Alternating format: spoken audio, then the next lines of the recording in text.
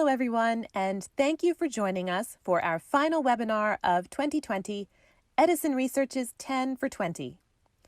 We're going to get started, and I will now hand it over to our panelists, Edison Research Senior VP, Tom Webster, and Director of Research, Laura Ivey. Hey, Laura. Good afternoon. How is everybody out there? Not hearing any acknowledgments. I assume you're fine.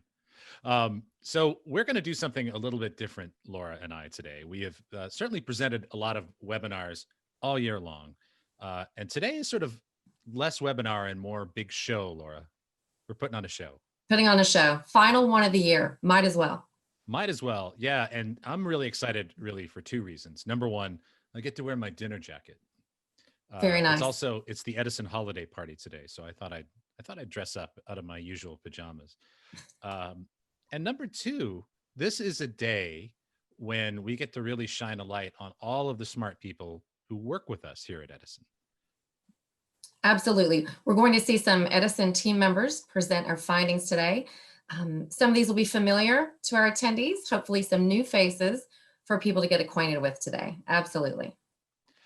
And if you want to leave something in the chat, you can, Laura and I are both watching the chat. Evo Terra posted, I was told there would be cake. And that really brings us to our first announcement here. I've always wanted to be like Oprah. Everybody, look under your chair. Cake for you, for you, for you. That would be nice. I'm sorry, look on your chair. Oh, what a mess. Cake for everybody. But you know what else we have, Laura Ivey? What do we have? We have some great insights, really the culmination of an entire year of all of the great work that our colleagues have done. So why don't you kick it off with, with an appropriate place to kick things off, I think. At the beginning. We'll begin at the beginning. So thank you.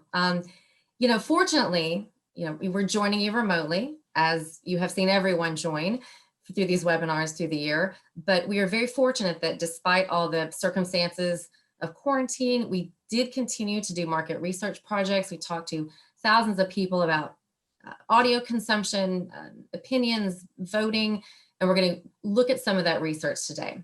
So we'll start by saying, we know that the news and we know that our entire society was really dominated by three big stories, right, Tom, for the whole year? Yeah, undoubtedly. There was, certainly COVID and COVID. That's what I had. I don't know. What did you have, Laura? Mostly COVID, also the election. And then third, we had the really awakening and awareness and a racial reckoning across the United States. And we're going to see all three of those throughout the findings today. So to get us started, and I will say we're not presenting these in rank order. They're impossible to rank. 2020 doesn't deserve a top 10 list. It just deserves a 10 finding list because they're impossible to rank. You'll see why. One of our biggest studies that we do is our syndicated quarterly study, Share of Ear, which many of you are familiar with. It's been conducted since 2014. Our first finding comes from the Share of Ear study, and it is presented by Edison Research President Larry Rosen.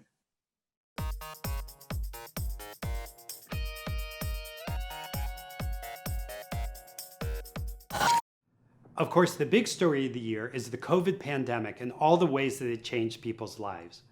One of our big findings of the year is how the COVID pandemic changed people's audio consumption.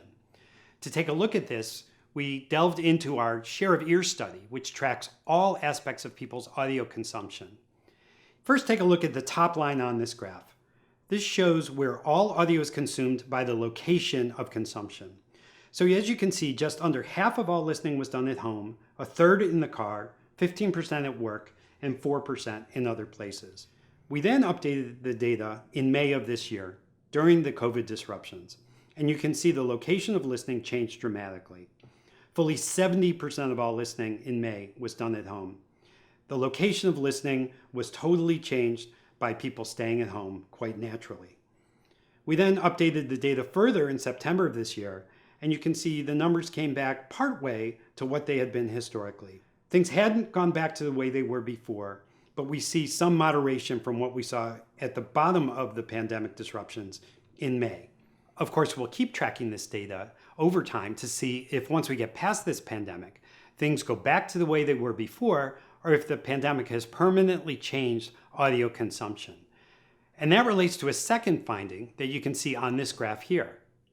Historically, before the pandemic, we found that half of everyone had recorded some audio consumption in their diary by 7:15 in the morning. People started their audio day very early. Once the pandemic hit, everything changed. That 50% threshold, when people had started their audio day, didn't start until 8:30 in the morning when we updated the data in May. And even in September, when we looked at it again, it had only reverted back to 8:15 in the morning. So this will be another really interesting data point for us to track to see if once we get past the pandemic, things go back to the way they were before, or whether the pandemic has permanently changed the way people consume audio. So I want to point out, Laura, that I live in Boston, and for those of us here in the Northeast, we had a pretty significant snowstorm today. So I'm working at home today for a change. I decided not to go in the office. How about you? I'm doing the same. I'm near Annapolis, Maryland, and we're fortunate to have power. So I'm glad to be here, but yes, working remotely as well. Okay, so maybe that's not so different for everybody. But certainly, if you've been following Edison and a lot of the work that we've been doing all year, you know that we do a lot of work in audio. And podcasting is something that we've covered since 2005. And our next data point is going to talk a little bit about how podcasting has grown, especially in comparison to something else that many of us use every day. And I'm super excited, really, to announce this next person, because for those of you that do follow what we do, you're often used to seeing me present things, or maybe you're used to seeing Larry present things. But really, there's so many smart people at Edison working on all of this. And my partner in all things podcasting, my fellow SVP, Melissa Kishie, is going to present this next data point about just how big podcasting has been getting.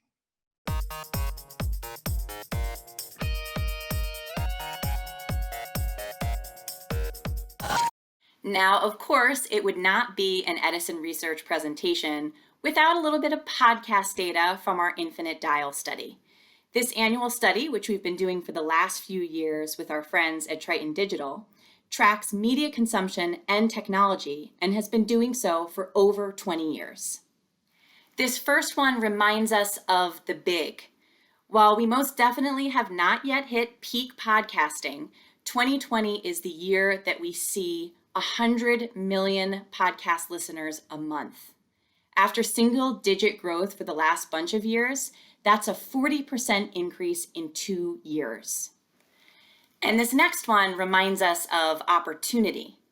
Back at the end of 2019, many people in the industry predicted that 2020 would be the year that podcast advertising revenue hit $1 billion annually.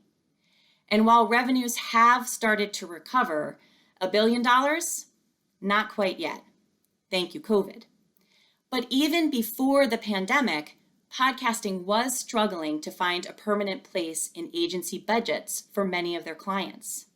And yet, social media has been a permanent part of those budgets for years and years. In fact, Twitter bills $1 billion quarterly globally, while podcasting has yet to hit that $1 billion annually. Compared to the explosive growth of podcast listening in the last 5 years, where back in 2016, 21% of the US population indicated they had listened to a podcast in the last month, and we've seen that grow to 37% in 2020. Twitter is essentially the same. 17% of the US population indicated they used Twitter in the last month in 2016, and the same amount say it in 2020. So, agencies, please take note. That means that today, well over twice as many people listen to a podcast every month than use Twitter every month. That's bananas. And I know a lot of agencies spend a lot of money on social media. And the first time I shared that stat with somebody at an agency, they did a quadruple take, I think. It's a little shocking. It's not what we expect. And, we just released, I'll plug the Super Listener study, but for more information on really how people react to and feel about ads and podcasts, you have to check out the super listener study. And not that Twitter doesn't deserve all that revenue, but I feel like podcasts are a bit of a friendlier place to be right now. Yeah, without a doubt. And certainly not only has podcasting grown kind of overall with everybody, it's also grown kind of by leaps and bounds with various groups in America that I think have been underserved and underrepresented by media. And you've got something to talk about just exactly related to that, I think. Exactly related to that. So our next finding, it also has to do with podcasting. It comes from a project that we did this past summer. I think we're all particularly proud of this project. It is called the Latino Podcast Listener Report. We did this project in partnership with Adonde Media, Lantigua Williams and Company, Libsyn, NPR, and Pandora. And, recognizing all the voices in various media is incredibly important. So this year was an Edison first. We presented back-to-back webinars to debut this study, one in English, one in Spanish. So to bring us the next finding is one of the original presenters of that report, Director of Research, GABRIEL SOTO.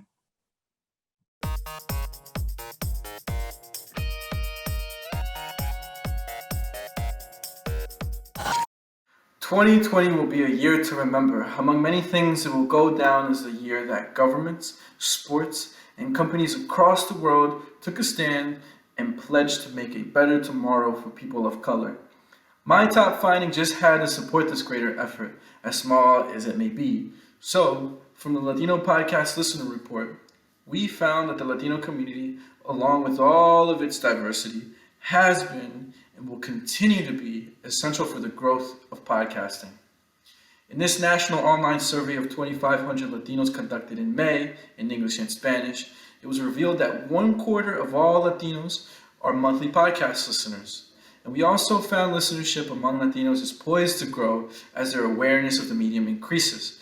Good thing is, the growth may have already started. Take a look here. It's the measure of how long Latinos have been listening to podcasts. At the top, you have monthly listeners. The combined blue and red sections show that over half started listening just within the last year. And there are differences between language-dominant groups, but the point is that Latinos have significantly been contributing to the expansion of podcasting already. The industry will have a better chance of maintaining this momentum if they take time to understand this group. See, the thing is, Latinos are often perceived as monolithic, when in reality the opposite is true. We come from different regions like South America to the Caribbean. We are first, second, and third generation Americans who might live in places like New York City versus a small town in Texas. On top of all of this, the majority of Latino listeners identify with at least one of these groups on your screen. 37% consider themselves mestizo, 15% indigenous, and 30% Afro-Latino or of African descent. And in this time of racial reckoning, it is important now more than ever to consider these data when making content for Latinos. Once again, the bigger picture here is that Latinos have already been playing their part in the surge of podcasting. The industry can play their part by understanding them if it wants to sustain this surge. So I'm glad that we got to hear from Gabriel. Gabriel and Melissa Kishi both work with us a lot on the podcast consumer tracker and have really been embedded in podcasting for a long time. And Laura, we got a couple of questions here. Any you want to surface in the chat room here? Let's see. Let me look.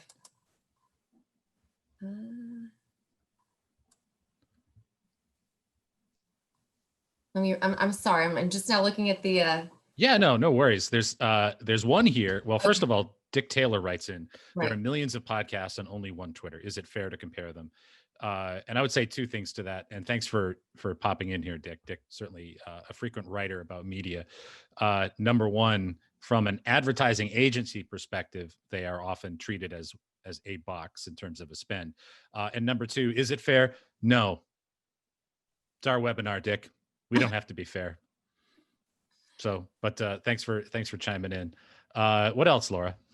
So we also have a question or a comment about Robert Anderson. Some reports imply a large part of early heavy podcast listenership reacts negatively to pre-roll and host-read ads. And the study I was referring to was from people who listen 5 or more hours per week to podcasts. And that's the part where we have the insight about the advertising. But do you want to add anything to that, Tom? Because you're very close to that subject matter. Yeah, this is some real recent data that just came out about that, really about these early heavy podcast listeners in our super listener study. And thanks very much to Podcast One and Ad Results Media for co-sponsoring that. That in fact, these heavy listeners to podcasts are actually quite positive about the ads. So there you go. And certainly they're a little bit more in favor of host-read ads than they are pre-recorded spots, but they don't completely reject pre-recorded spots. And that was really one of the main findings, I think, that we saw from that. And really, Laura, what's driving podcasting and sort of being driven by podcasting, both, I think it's completely symbiotic, is the renaissance or renaissance, perhaps, in spoken word audio. And we have been conducting a report called the Spoken Word Audio Report for the past couple of years in partnership with our friends at NPR and National Public Media. So we thought it would be fitting next to go to our colleague, Megan LAZOVICK, who is really the czar of the Spoken Word Audio Report year after year, one of our favorites.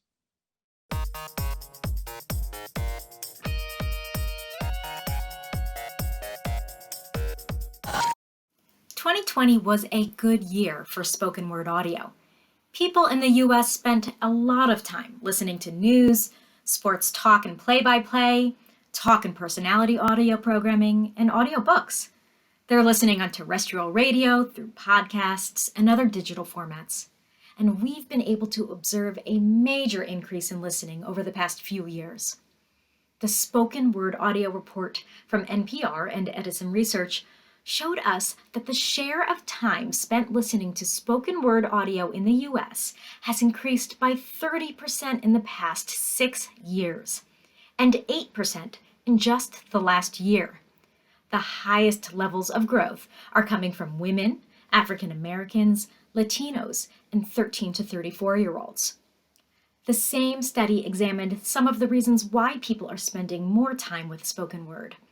It found that in addition to the convenience and multitasking benefits long recognized for spoken word listening, other strong motivators for increased listening are personal growth, better content, and spoken word's ability to improve mental health. 2020 has been rough, but spoken word has played at least a small role in helping some people get through. Thank you, Megan.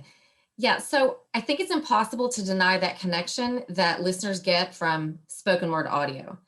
There's so much information that we need to consume right now, but there's also the break we need, the mental health break, the entertainment we need, and we can find it with spoken word right now.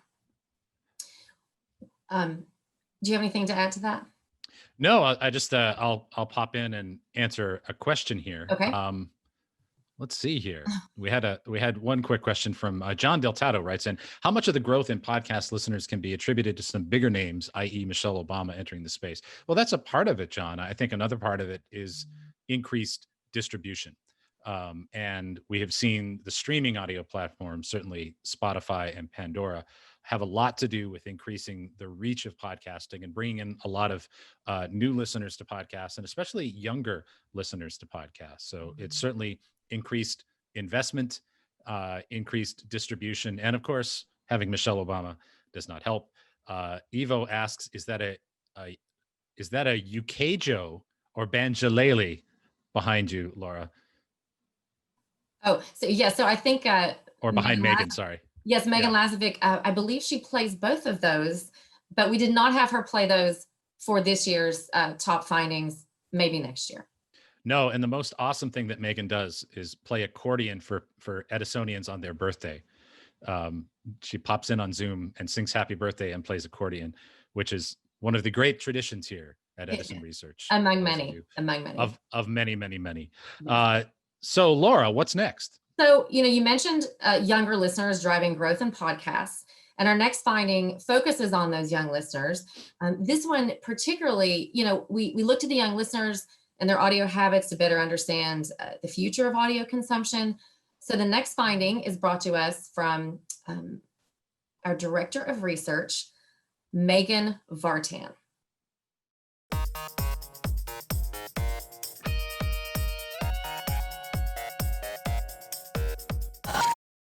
One of the hot topics of 2020 was the emergence of Gen Z, that newest group of consumers under the age of 24 that follows the millennials. I spent time concentrating on this group, and my biggest finding of 2020 relates to the audio consumption in this group. This data comes from Edison Research's Share of Ear study, which measures the share and reach of every kind of audio across all platforms, devices, and locations. I presented these findings at the virtual NAB show in May in my presentation called Radio's Roadmap to Gen Z Listenership. This first graph shows the daily reach or CUME to each platform of listening. Now, this is based on a daily diary. You are more used to seeing a weekly reach figure from Nielsen. Our study shows that 55% of all Gen Zs listen to AM/FM radio each day. In other words, they recorded at least some radio listening into their diary. This just surpasses our estimate for streaming. But in an environment where radio people are constantly hearing that no young people listen to the radio anymore, this is powerful proof that it is simply not the case. More than half said they do every day. So that's the reach story. What does the share or portion of time spent listening look like? How much time spent listening to any audio goes to AM/FM radio versus other options? Starting in the lower left, looking at streaming audio, that is pure plays like Spotify, Pandora, and Amazon Music. That is 26% of all listening time among our group here. Next up is YouTube, which we ask about only for music and music videos. That is another 18% of all time spent listening with audio. So in total, 44% of audio listening goes to these digital formats. By comparison, AM/FM radio gets 22% of all listening among 13 to 24s. So digital audio has passed AM/FM among Gen Z. I'm going to continue watching the trends among Gen Z in 2021, and I look forward to sharing them with you. So we had a question come in from Dave Beretti. Hi, Dave. Certainly known you for some time. Have you seen dramatic change in reasons for listening to podcasts during COVID? And really, Dave, the biggest change relative to podcasts during COVID has been in location of listening. Podcasting has always been very strong at home, and at home is certainly the number one location for listening to podcasts. And during quarantine, we've spent a lot more time at home. So that's, I think, been the biggest change, is simply because we are home more. There's more opportunity to listen to podcasting. After all, even if you listen to podcasts on your commute, you commute, for most of us, probably an hour a day or even less. But, you know, we have seen interesting churn in the reasons for listening to podcasts. Some people have steered into more news. Some people have steered away from news to kind of get that break. And ultimately, news consumption did go up over quarantine. But certainly, I'm sure you, like me, Laura, have turned to podcasts to escape and relax a little bit. Absolutely. And, you know, it's funny, we understand the paradox for people who can escape with a true crime podcast, but it's true. And people do use that for entertainment and escapism. Absolutely. And, you know, as Megan mentioned at the end, we're seeing the reasons we knew people listen to spoken word audio, but now we're seeing more reasons with things that point to mental health and self-care. So that's a good thing. Yeah. And I'm thrilled to announce, by the way, that I'm going to be starting a new podcast in the spring called I Will Straight Up Murder You. Fantastic. Which we think is going to be good. You know, one of the reasons why podcast consumption and spoken word audio consumption has really gone up, and especially with Gen Z, as we've heard just now, is with the smart speaker and the smart audio revolution. Do you have a smart speaker in your house, Laura? I'm a proud smart speaker. We have just as many smart speakers as we have people. There are 5. So, and I'm sure you do as well, correct? We have just as many smart speakers as we have people. Yes, we have 2, one for each of us, and we've adopted them and given them pet names, as I'm sure a lot of people have. But having these devices in the home has made audio consumption a lot more friction-free and a lot more fun for people. And it's also brought audio into rooms of the house where it may not have been consumed before. So we're going to turn now to Kelly Martin, a manager of research here at Edison, and she's going to talk a little bit about another production that we have with our friends at NPR, the Smart Audio Report.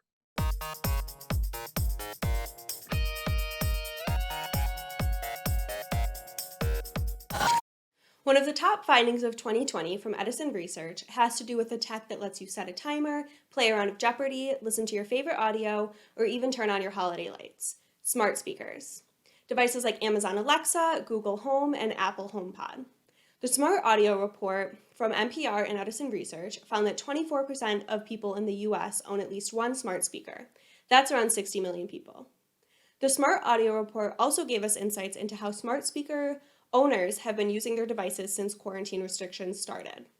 Over 1/3 of US adult smart speaker owners say they are using their device to listen to more music and entertainment since the outbreak. And younger Americans, those 18 to 34 years old, are even more likely to turn to the device for a diversion. A little over half, or 52% of young Americans, say that they are using the smart speaker for music and entertainment since the pandemic started. This past year, with a constant stream of new information about COVID-19, we know that news and information sources have been especially important to people in the US, and the study reflects this in smart speaker usage as well. 35% of US adult smart speaker owners are listening to more news and information on their smart speakers since the COVID-19 outbreak. Again, the number is higher for 18 to 34-year-olds at 50%. You can see that listeners need to stay informed, but they also need a break for music and entertainment. Smart speakers can fulfill both functions, and while people are staying at home now more than ever, Americans are putting their smart speakers to work. Awesome job, Kelly. And I think, as we mentioned really at the top of this, Laura, it's COVID has really had a lot to do with almost everything that we have researched this year. It certainly has had an impact on audio, but that's not all we research, and that's not all that it's had an impact on. Exactly. In addition to the audio research we do, and again, I mentioned my household is a smart speaker household. We also do research on moms. We have a whole group called the Research Moms, and these are it's pretty self-explanatory researchers at Edison who happen to also be moms and can focus on the unique challenges and needs of that group of people. But I have 3 teenage boys. They're all learning remotely, a college, a high school, a middle school. So frankly, it is a miracle of technology that I'm even on with you today. But that's just a testament to how much the Wi-Fi and all the technology will handle. So, but the group, the Research Moms, we have a research mom who is going to present our next finding. It is Vice President Melissa DeCesar, and she brings us our next finding.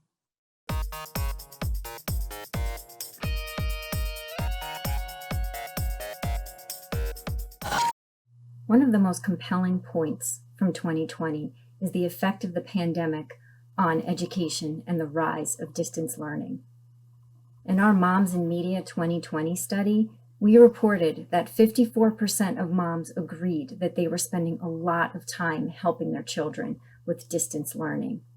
And while this data was gathered in May, it's still relevant now as schools still continue to utilize distance learning, either fully or in a hybrid situation. This is further reflected in the Marketplace Edison Research poll from the fall of 2020. And that data shows us that women with school-age children who are remote learning are much more likely to be responsible for helping their children with school. 63% said they were primarily responsible, compared to the 29% of men who said the same. And moms are masters at multitasking, but this is still a real challenge. In that same Marketplace Edison Research poll, we see about half, 48% of moms who agreed that online school is overwhelming. And of course it is. It's helping with the assignments, it's troubleshooting the Wi-Fi, and it's making sure our children are engaged and motivated. That same study, it also shows us that about 30% of moms reported cutting back on their hours at work in order to help their children with school. The COVID-19 pandemic has highlighted what has always been a delicate balance for moms, and especially those who work. Thanks, Melissa. And we have done a lot of important work over the years with our friends at Marketplace, in the Marketplace Edison Research Economic Anxiety Index and other studies. In fact, this year we published the 9th and 10th iteration of those studies that we do in conjunction with Marketplace. Maybe some of you have heard them on Marketplace, if you've listened to Marketplace on public radio or through a podcast.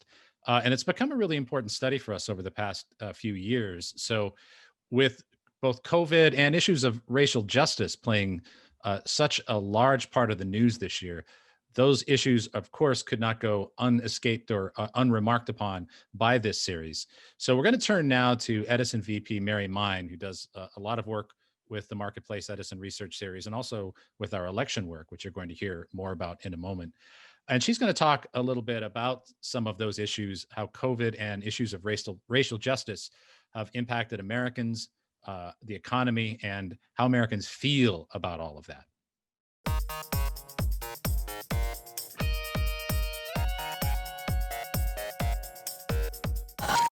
In 2020, we did the 9th and 10th iterations of the Marketplace Edison Research poll.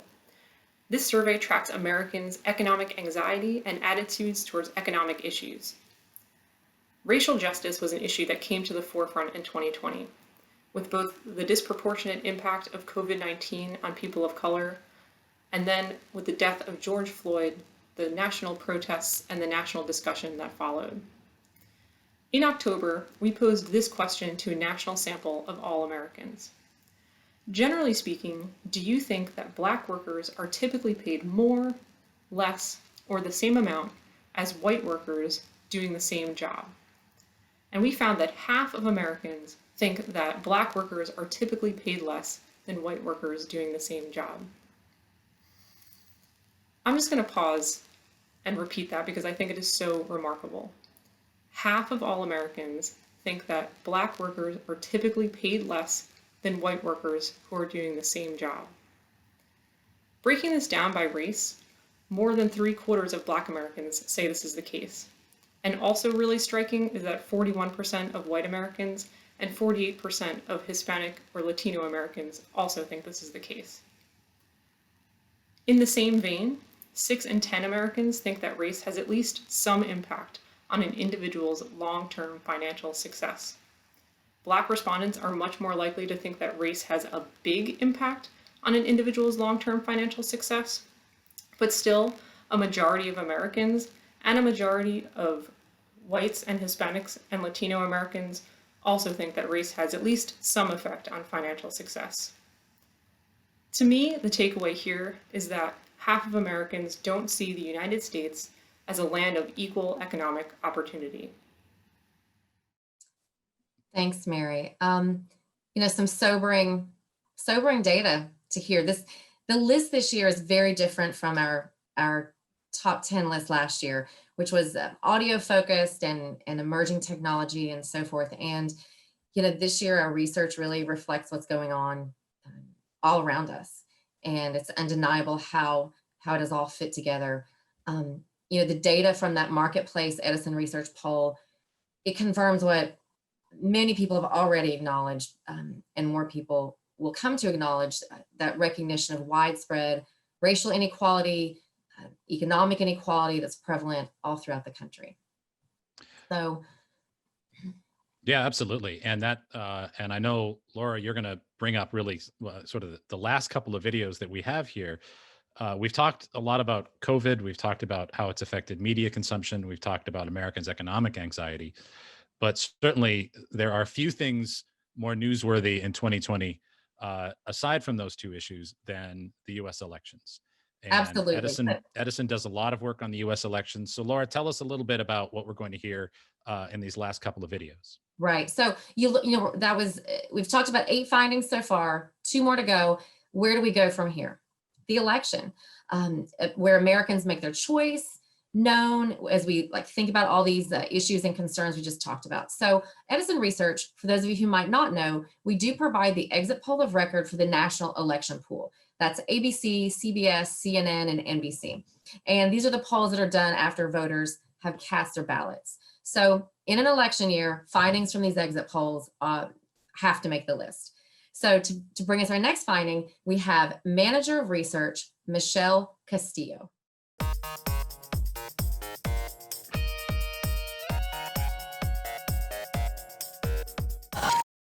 The 2020 elections were not spared from the effects of COVID-19, as it had a tremendous impact on the methods by which Americans actually voted.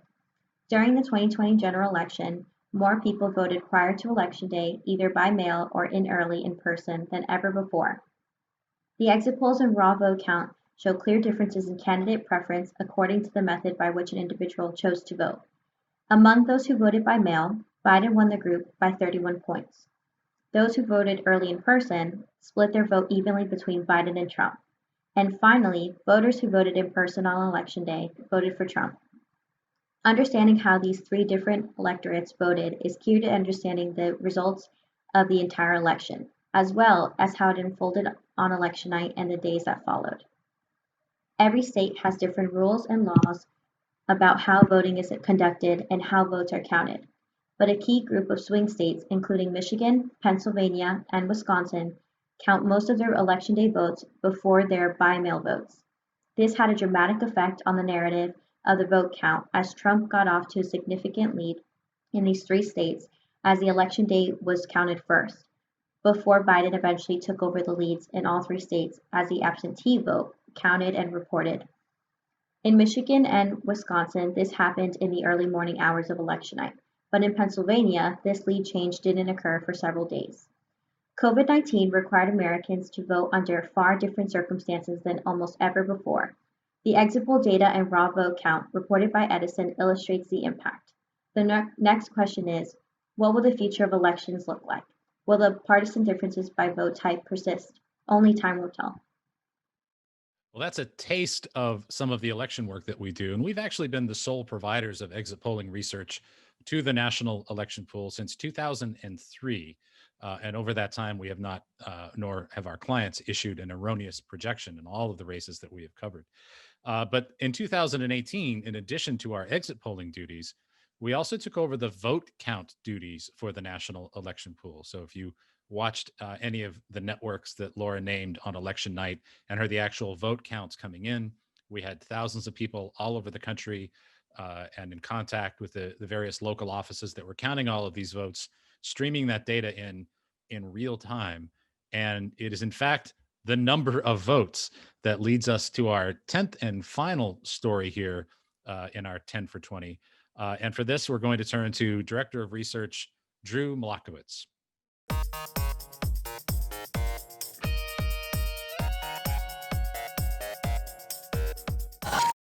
The biggest story of this 2020 general election was the enormous increase in voter turnout.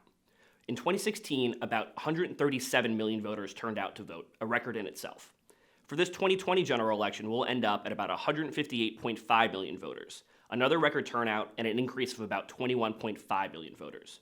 A significant portion of this increased turnout are the 14% of voters who said they voted for the first time in the year 2020, either during the primary or the general. And the exit poll showed us that these voters voted for Joe Biden 64-32. Other factors certainly contributed to high voter turnout this year as well, such as voters who returned to vote in 2020 after sitting out 2016. But this data point on first-time voters shows that their overall high total in 2020, combined with the wide margin they chose to vote for Joe Biden, makes them a significant portion of his winning coalition. A final aspect of this 2020 turnout to acknowledge is the sharp decrease in third-party vote from 2016 to 2020. In 2016, about 6% of Americans voted third party. For 2020, a little bit less than 2% of Americans will end up voting for the non-Democrat or Republican choice for president.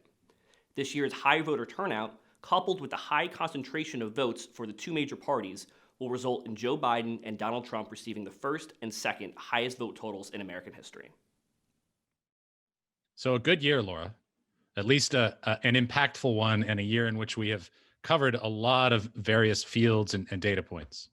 A lot of territory this year. Looking forward to seeing how all of this plays out in the coming year. Absolutely. And on behalf of Laura, all of our great team, 10 of whom you also saw during this big show this afternoon, we want to wish all of you happy holidays and an even better 2021. Thanks for your time and attention all year long on these webinars, which Laura, you have worked very, very hard on. So thank you. Thank you so much. Glad that everyone could join us, and appreciate all the attention through the year. Thank you so much for your time today. Cheers.